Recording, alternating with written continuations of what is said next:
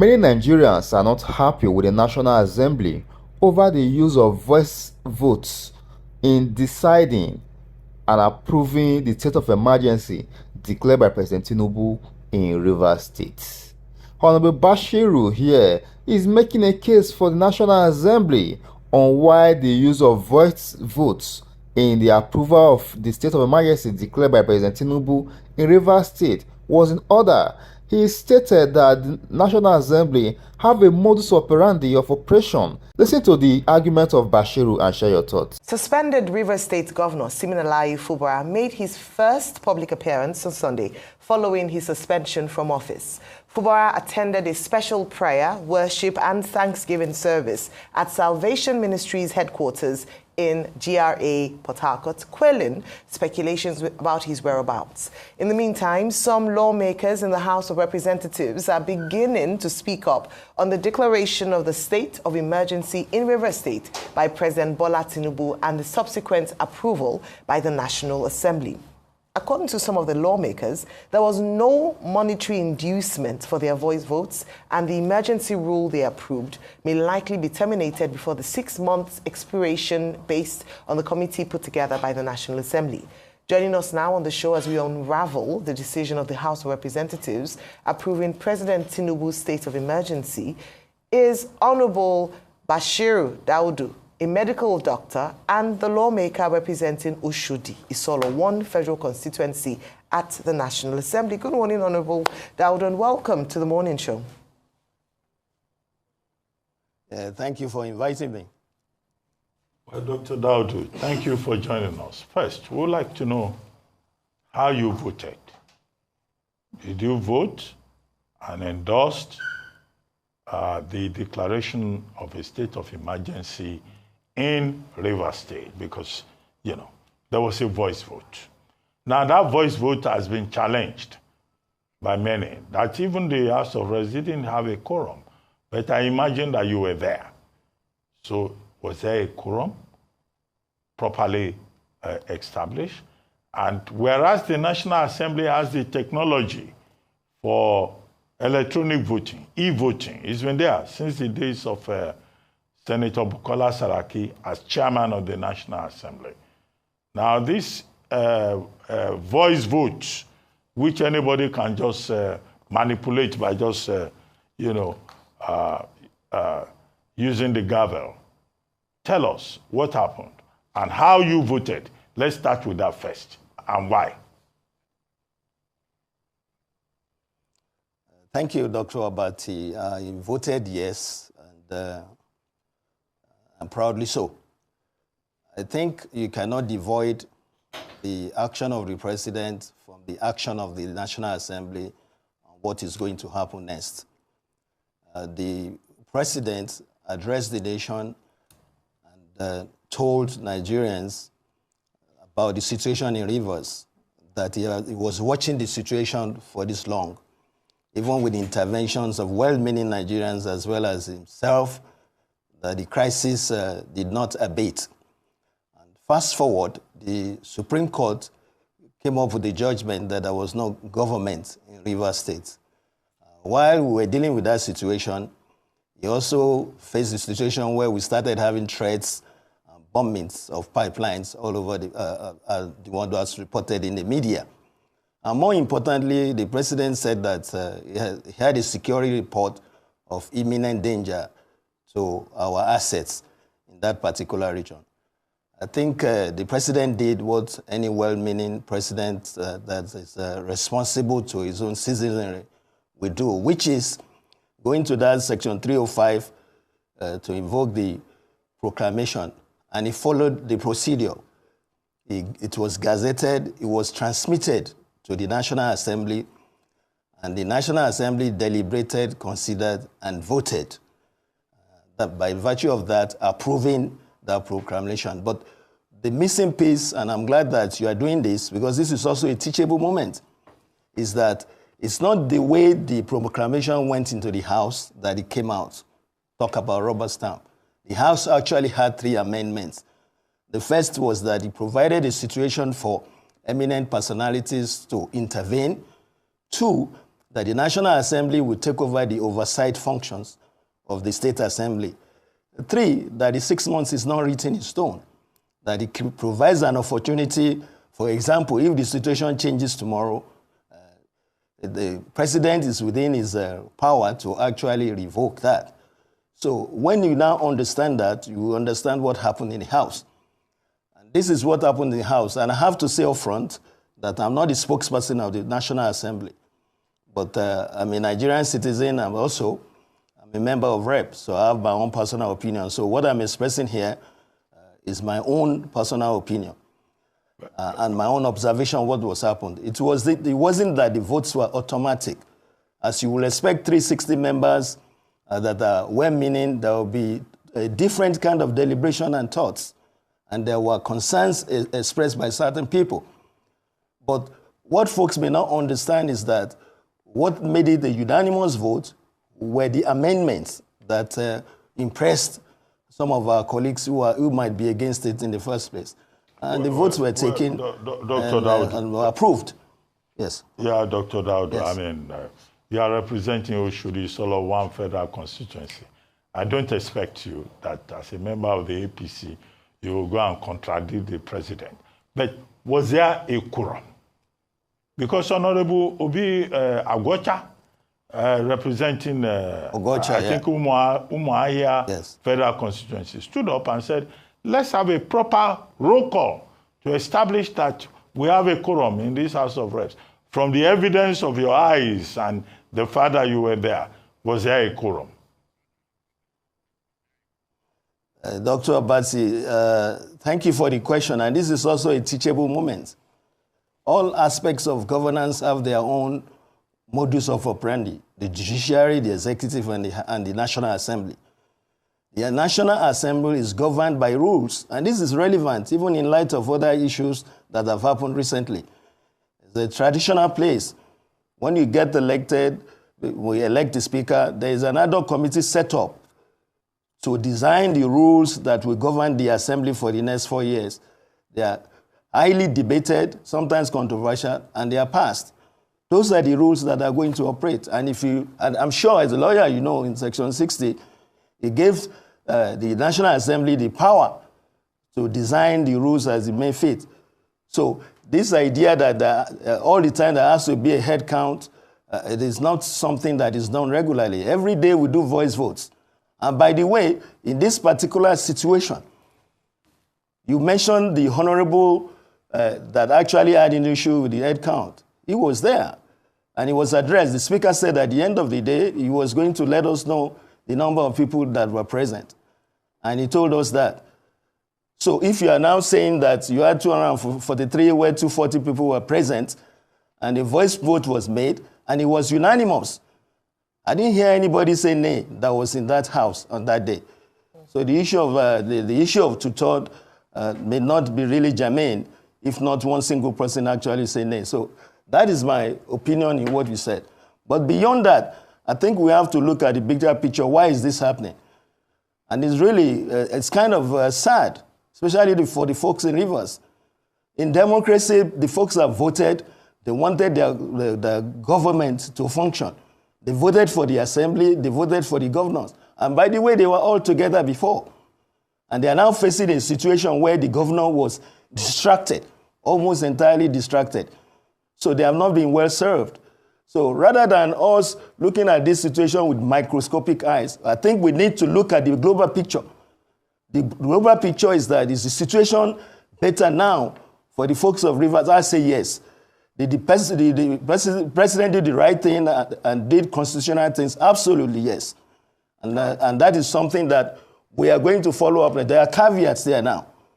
It is now for the politicals to get together and trying to find a political solution to this particular, what you are dealing with, so that you are not dragging the whole of Nigeria into this picture. Okay. So hopefully that is something that is going to have soon. Yes. All right, so thank you so much, Honorable Daudu. Section 305 of the Constitution has come under a lot of scrutiny, as you would imagine, since that declaration by the President. However, since you say it is constitutional, is the appointment of a sole administrator in the state constitutional? Then the second aspect of the question is that many statesmen, former Senate presidents have come out to condemn the action, saying that it is not constitutional, including Senator Adolfo Swabara, former Senate President, former President Goodluck Jonathan, and also Nobel laureate Professor Wole Soyinka. In fact, Professor Wole Soyinka opines that the president has too much powers according to the 1999 Constitution, and a national discourse should be had around this and possibly a review of that. What do you make of that statement? Do you agree that the executive has too much powers, or the presidency, and that should be reviewed? And would the 10th Assembly be bold enough to take on that charge? Ayo, thank you very much for the question. I think those are the areas that we need to be talking about. The Constitution is not a static document. This Constitution is a very dynamic document, and it's subject to change. In this Assembly, there's ongoing constitutional amendments, and I guess when it gets to that time, there will be input and hearings on where changes will be. But in terms of the present action, I think we can all agree that the president was within his powers to actually did what he did. And to make it stronger, it was in the National Assembly that gave the approval. Now, your question is that, should the administrator have been appointed? Look at it from this perspective. I think it's clear that even the governor can call for a state of emergency. No doubt about that. But in a situation where the governor himself is involved in what is going on, how can you have resolution when he's going to be the one in charge? That is what led to the appointment of the administrator. And by the way, the House has now decided, the National Assembly has now decided that the National Assembly is going to oversight that administrator. And the National Assembly also is going to serve the oversight function, of the State Assembly. I think it's in order. I think it's constitutional. Now, if we are talking about folks that are against it, face it. I mean, from estimate, they said we're about 300 million Nigerians. You will expect opposition, you will expect dissent. We can't agree all the time in the same way. With all this due respect of the eminent personalities, and I would say, yes, very eminent personalities that you have mentioned, I disagree with their opinion. I'm not a learned sake, by virtue of my work and reading the text of the Constitution. I think the President and the National Assembly are in order in this regard. I asked specifically about the, you had said about the appointment of the sole administrator. Is there a constitutional provision for that? I don't think you answered that. I know you said, it's a good move, but is there a constitutional provision for the president appointing the sole administrator of the state? The way I will answer that is that there is historical precedent. And this is there's a doctrine of necessity. And when you look at the exigency of the situation, how are you going to reconcile rivers if the governor is definitely part of it? It's going to be almost an impossible task. So he has to be out of it.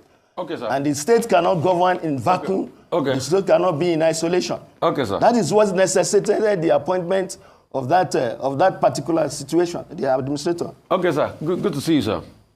Couple of things. You said in your words. Same here, Rufai. Just now, yes, that the state has gotten better. Yes. After the state of emergency. But we just heard of a Soko Axis explosion again. Just like we had an explosion that necessitated the state of emergency according to the president's arguments in the first place. So things have gotten better, explosions have continued. I mean, can you help us clarify that? And tie that around the question where, can you prove to me the state of insecurity that was so rampant that led to the state of emergency? I know a lot of people have been throwing around the imminent threat of danger, but prove to me the state of insecurity that was so rampant that called for it. And also a lot of arguments on the side of the president go to the Supreme Court's judgment.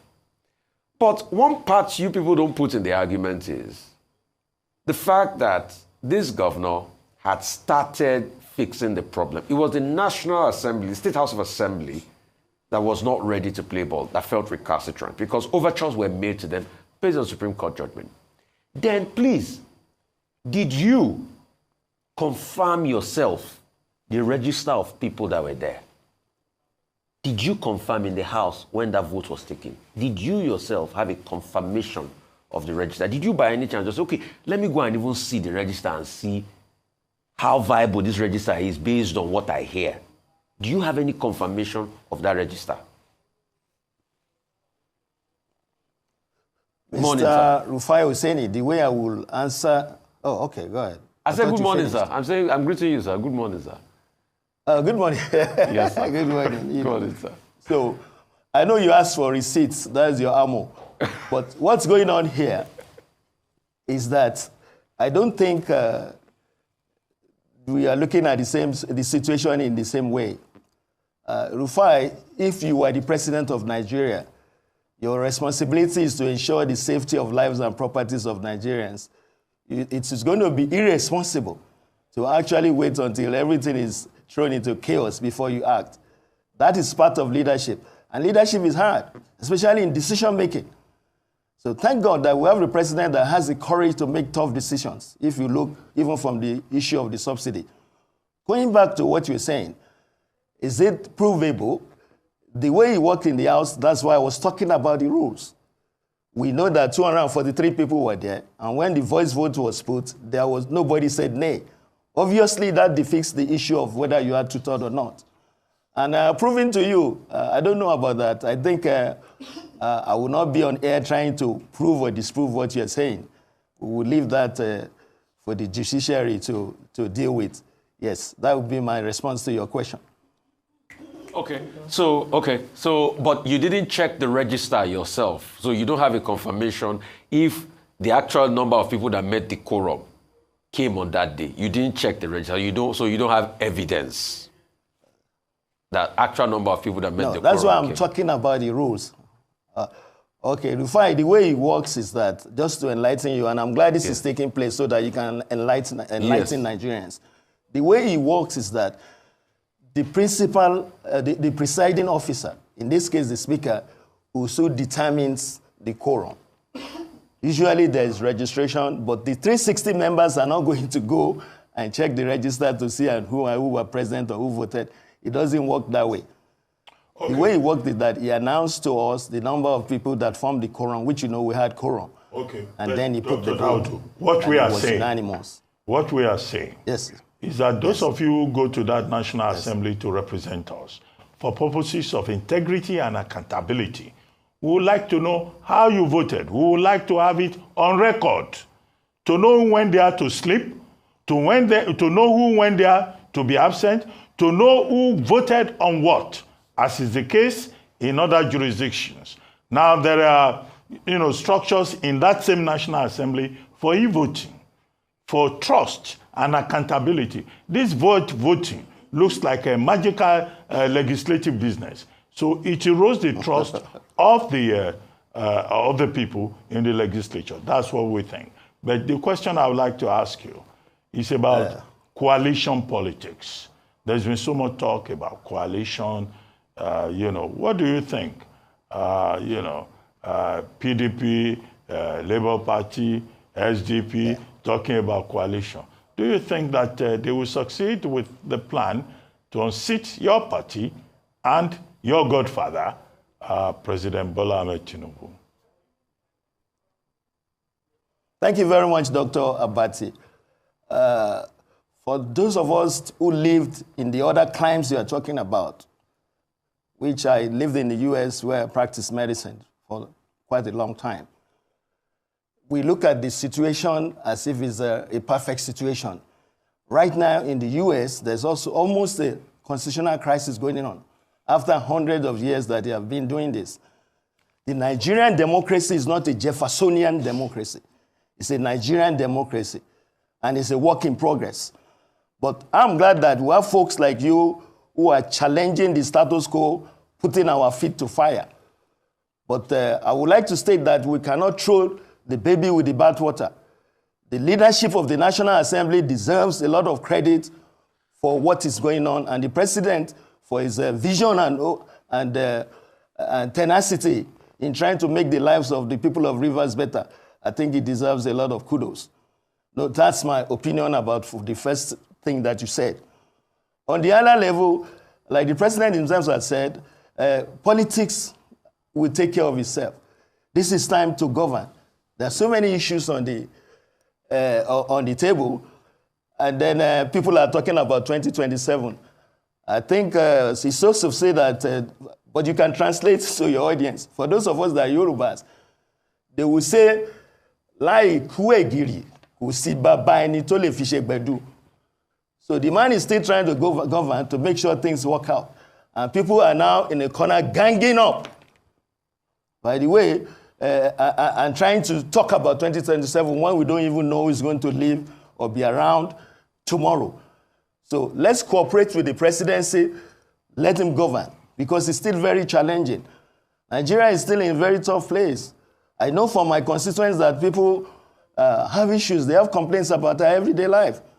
So when we now assist the folks of Rivers so they can get good governance, that's the kind of area that we're going about. So coalition, yes, they are allowed. This is a democratic process, and there's nothing wrong in what they're doing. They have the right to do what they're doing. What I would say is that our party will govern, we stay focused, and when the politics starts, we will be there to face them. And hopefully, I know we're going to be successful. Thank you for the question. All right. This typical arrogance of the APC. But you did not answer the question about 2/3 being determined by voice votes and the issues about transparency and accountability. You people just go to this national assembly. We don't know how you are voting. You know, you tell me this is not a Jeffersonian democracy. We are asking for transparency. Am I going to invite every member of the House of Reps to ask them how they voted? Voice vote is witchcraft. If you say, Dr. Abati, that there was no transparency, the media was there, and the House, voted by virtue of its rules. The House is not doing anything that was outside the corridors of its rules. You might wish that it's different because you are in the outside. But if you're in any institution, there has to be rules, and the rules are rules. So to say that, I think the premise of the question is also to say that the National Assembly is not doing well by Nigerians. That is not true. Because this particular proclamation was not a rubber stamp. It was debated, and amendments were made, which were not even in the proclamation. So that's a clear-cut situation that the Assembly actually works for Nigerians. And there's a lot of work that is going on there that sometimes they are remote from us. So we're going to need you, the media, the fourth estate, to help us to make sure that the folks are aware of a lot of the work we're doing, because sometimes we're not able to break that barrier. Thank you for the observation. All right, thank you so much. You managed to not answer the question directly, but we appreciate your time with us this morning.